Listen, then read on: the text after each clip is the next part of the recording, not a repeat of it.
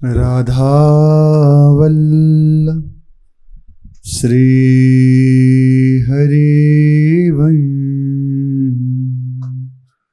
सत्प्रेम सिंधु मकरंद रसोगधारा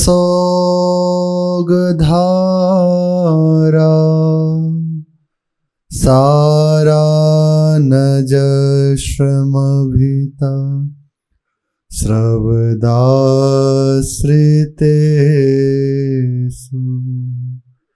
श्रीराधिके तव कदा चरणारविन्दम्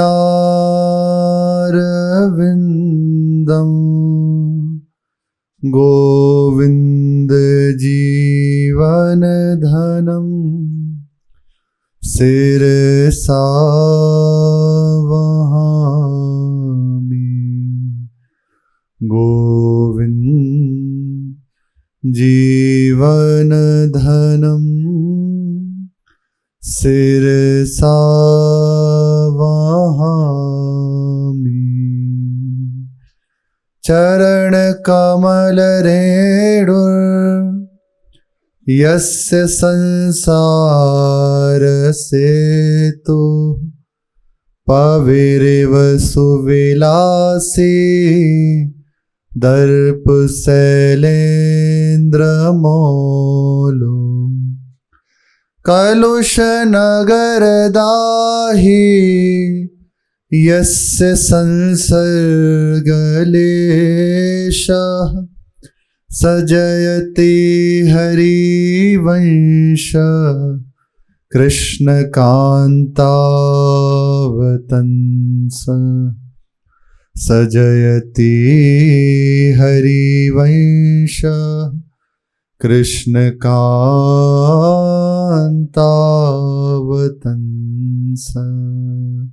श्री राधा वल्लभ लाल की जय। महाप्रभु श्री हरिवंश चंद्रजू महाराज की जय। प्रसंग चल रहा है श्री महाप्रभु जी महाप्रेम रस का अनुभव कराने वाली श्री हरि की वंशी उसका नाद महाप्रेम में महारस में जिससे चर अचर सब विमोहित हैं।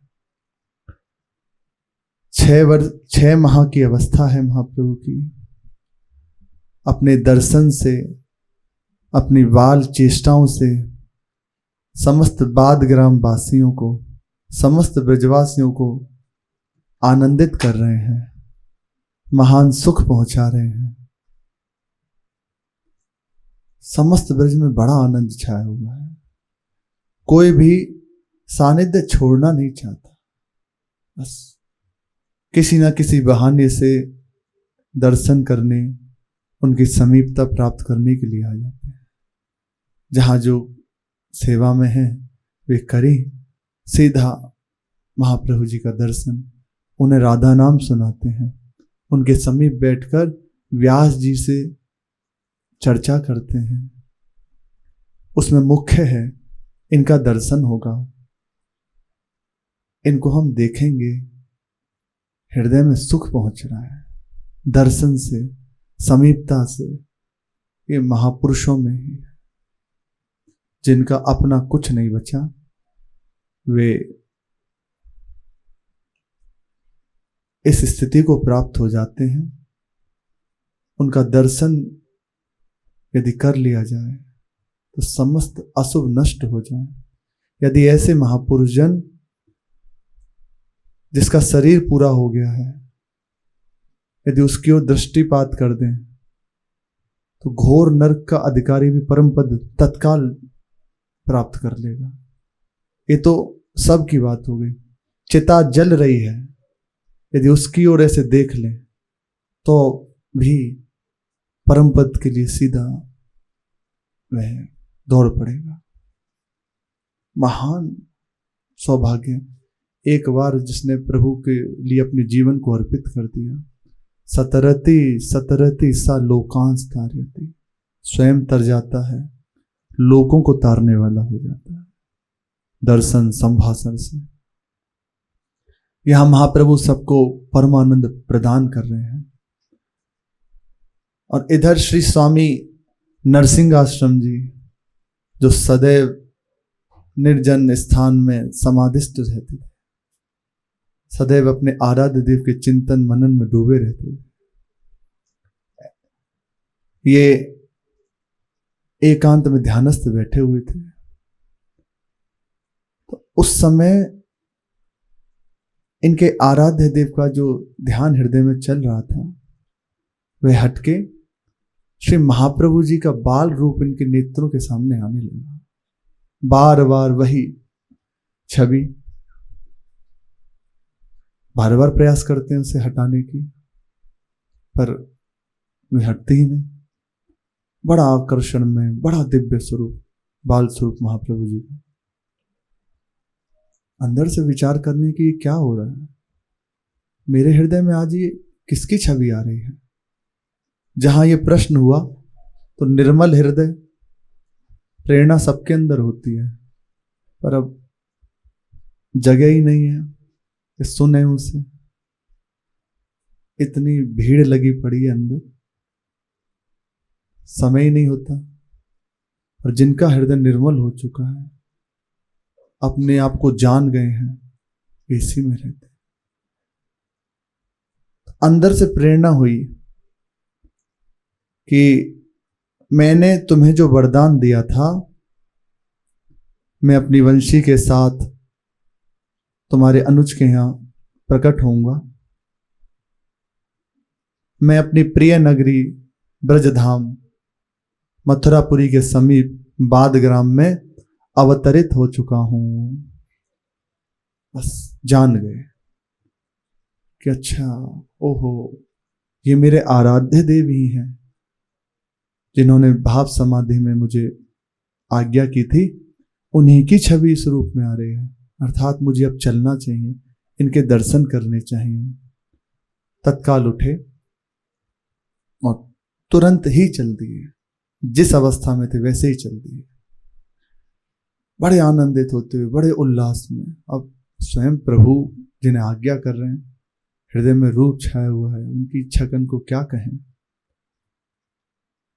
रूप छके घूमत रहे, तन को तनक न भान, नारायण दृग जल बहे, यही प्रेम पहचान।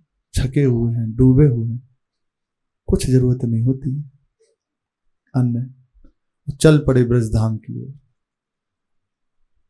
बस नहीं चलता, उन्हें ऐसा लग रहा है कि बस उड़ के पहुंच जाऊं, इतनी तीव्रता से अपने कदम बढ़ा रहे हैं।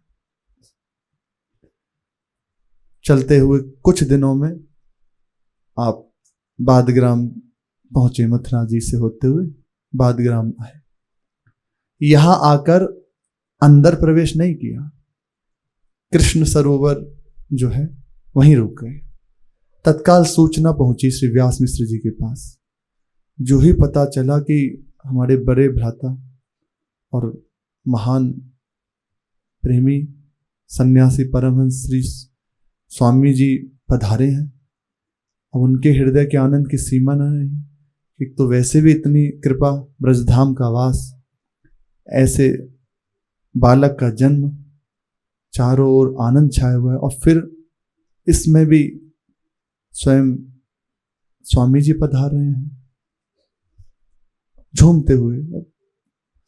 तीव्रता से आए और साष्टांग दंडवत प्रणाम किया।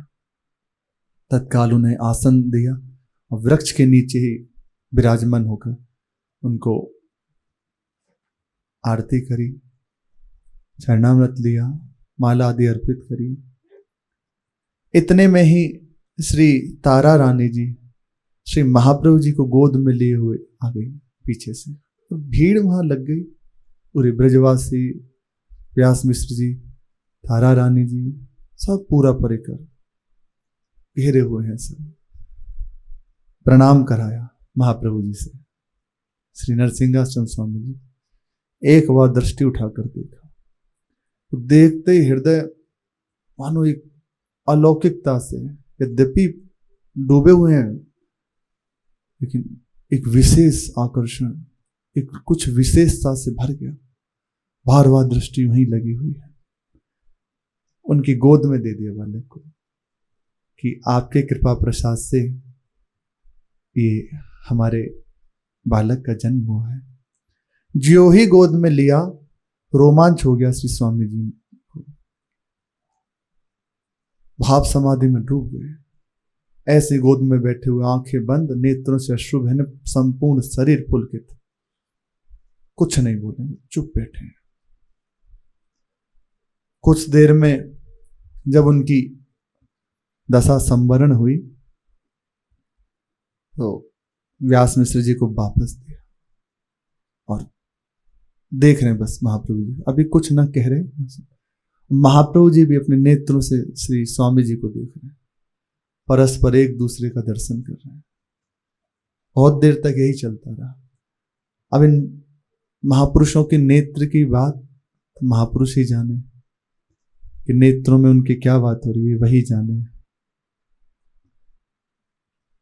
फिर स्वामी जी ने कहा कि व्यास मिश्र, अहो भाग्य है तुम्हारे, साक्षात श्री हरि ही हरिवंश के रूप में पधारे हैं। श्री व्यास मिश्र जी, तारा रानी जी रोने लगे। कहा प्रभु, ये केवल आपकी कृपा का ही प्रभाव है, ये केवल आपकी कृपा का।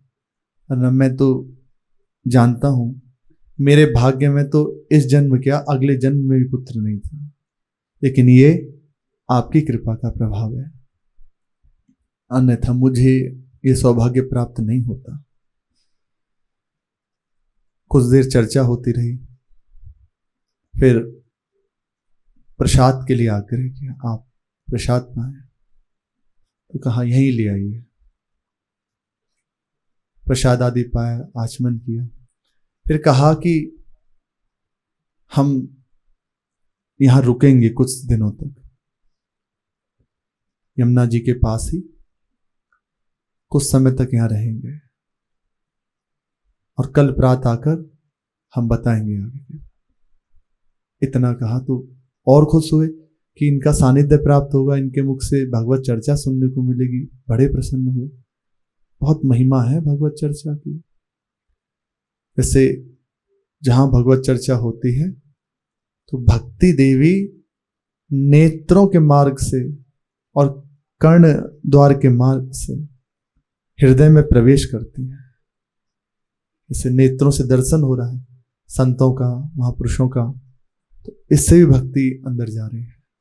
कानों से सुन रहे प्रभु की चर्चा, भक्ति अंदर जा रही है। प्रत्येक, चाहे कोई हो, सबके हृदय में जाते हैं।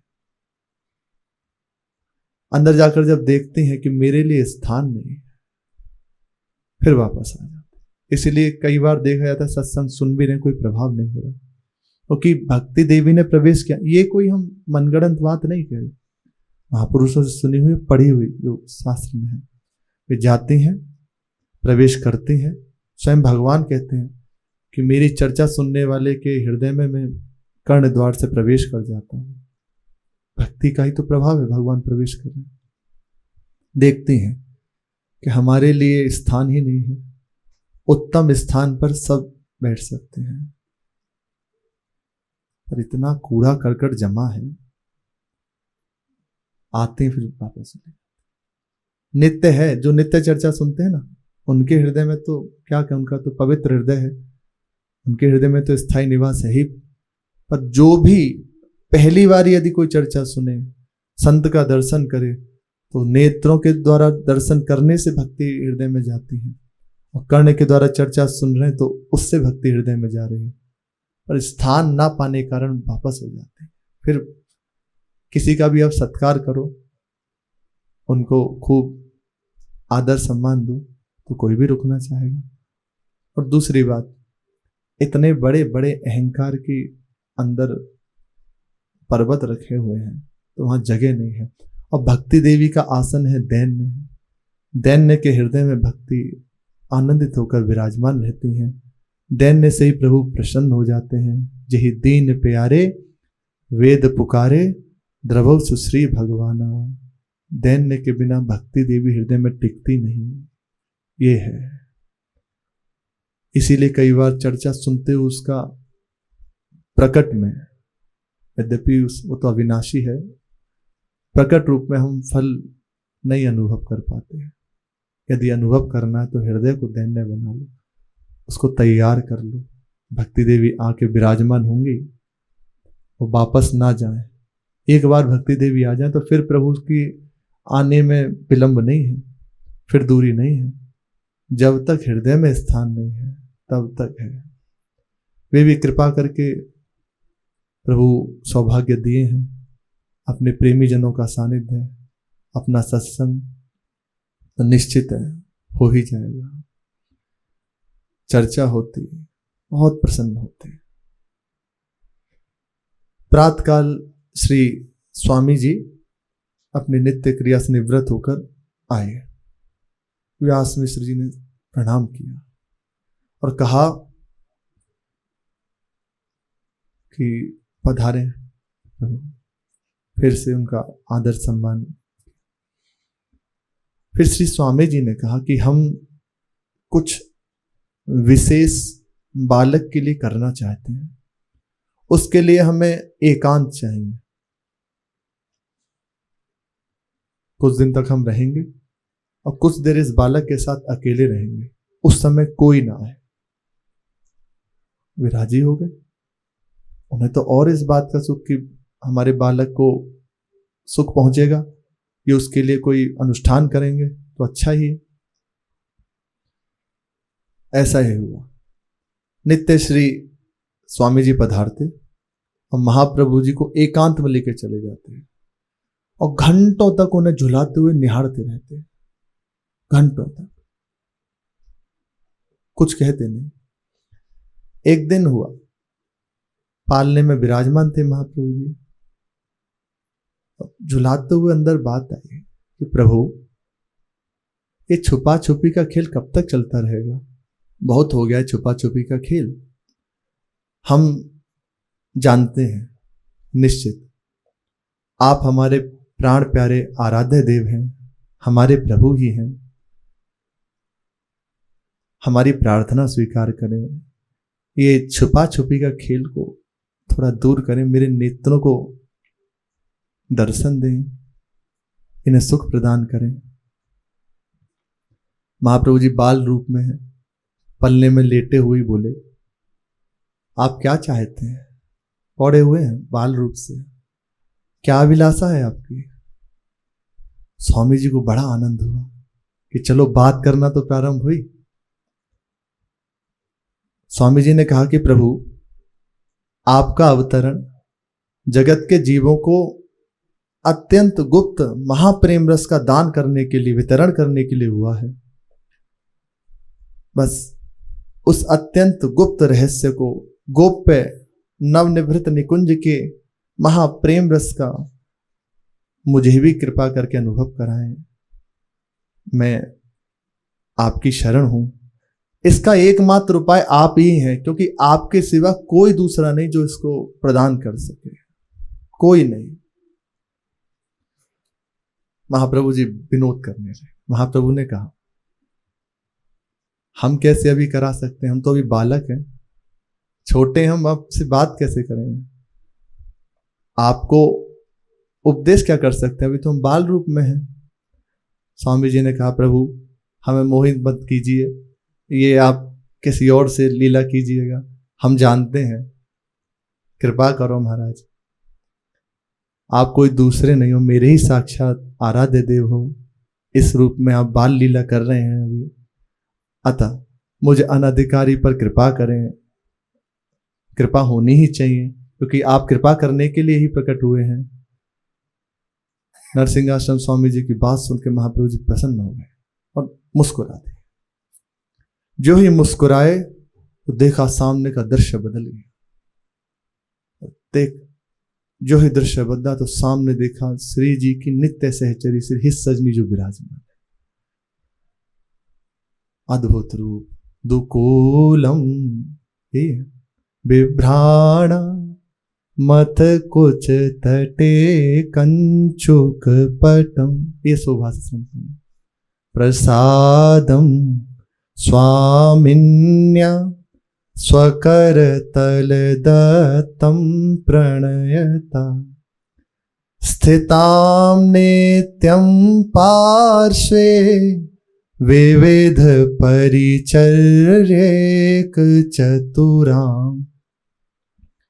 किशोरीमात्मानं किमिह सुकुमारीं नु कलये स्थितां नित्यं पार्श्वे विविध परिचर्येकचतुरां किशोरीमात्मानं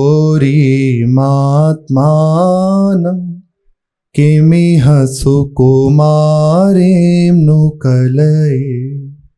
साक्षात किशोरी जी का स्वरूप, साक्षात किशोरी जी ही श्री जी की समस्त सेवाओं में दक्ष, प्रिया किंकरी, संपूर्ण आभूषण आभरण सब प्रियाजू की प्रसादी धारण किए हुए सामने विराजमान है।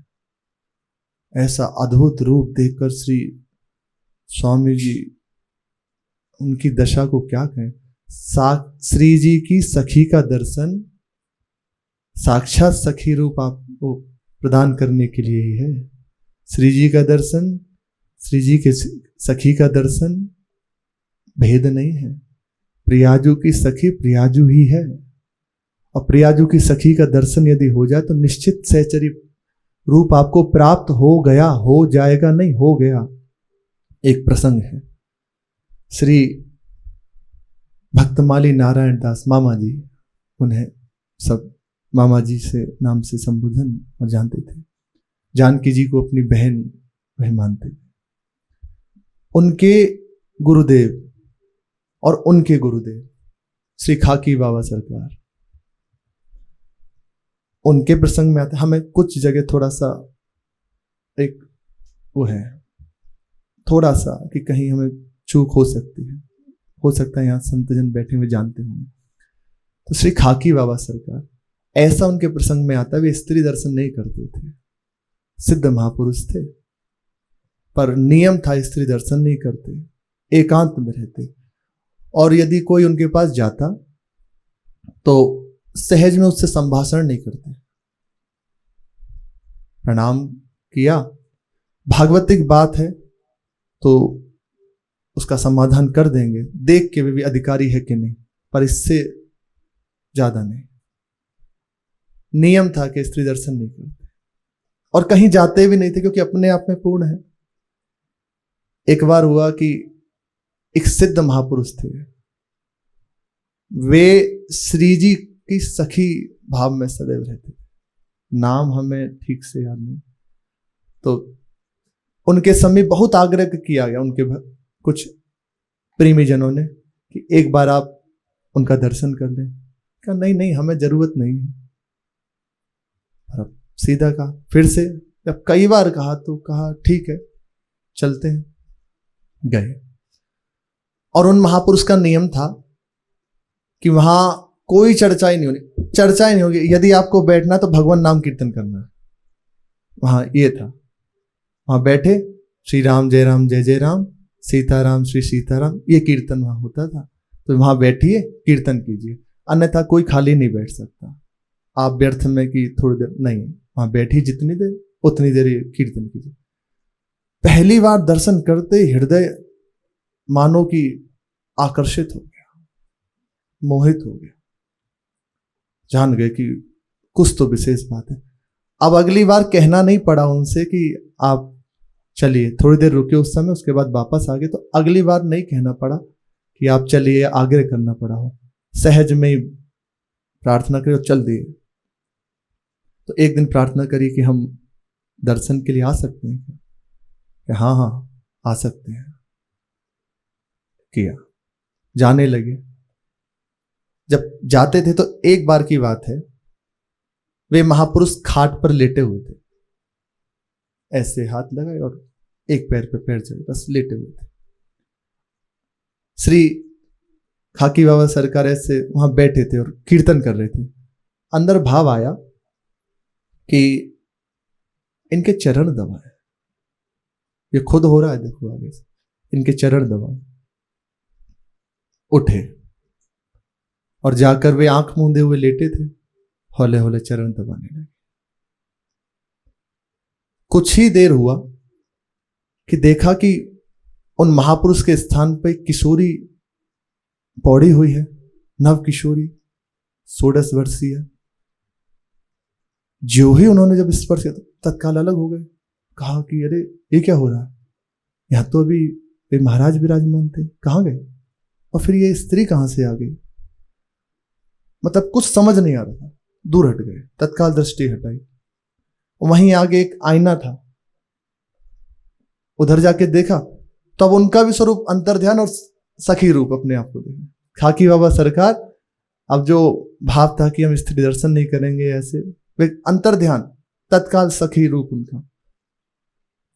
उठे, वे देख ही रहे अभी शीशे में अपने आप को, तत्काल वे महापुरुष उठे और आकर ऐसे पीछे से हाथ रखा और कहा प्रिया अली, प्रिया अली नाम, कि प्रिया अली तुम श्री किशोरी जी की नित्य सखी हो, यही तुम्हारा स्वरूप है। उन जो महापुरुष ने अपने सखी रूप से कहा। बस जो ही ऐसा कहा जाने चरणों में पड़े। तो सखी का दर्शन तत्काल सहचरी रूप प्रदान कर देता है। तो जो दर्शन करा रहे वही वे हो गए, ये है। तो यहां जब दिखाए अपने हित सजनी रूप का दर्शन, तो श्री स्वामी जी को अब यहां ये नहीं कि सखी रूप को स्पष्ट वर्णन नहीं है, पर सांकेतिक भाव यही आता है कि उन्हें सहचरी रूप प्रदान कर दिया। आगे जगत मंगल के लिए सुधा निधि जी की चर्चा की है। तो इसी प्रसंग में एक चतुर्भुज दास जी का प्रसंग है, वे सुनेंगे, क्योंकि पालने में पौड़े हुए महाप्रभु जी गायन कर रहे हैं ना, तो श्री चतुर्भुज दास जी के ही प्रसंग में आता है कि छोटे थे कुंभन दास जी एकांत में ले जाते और उनसे भगवत चर्चा करते। इसकी चर्चा आगे। श्री राधा वल्लभ लाल की जय।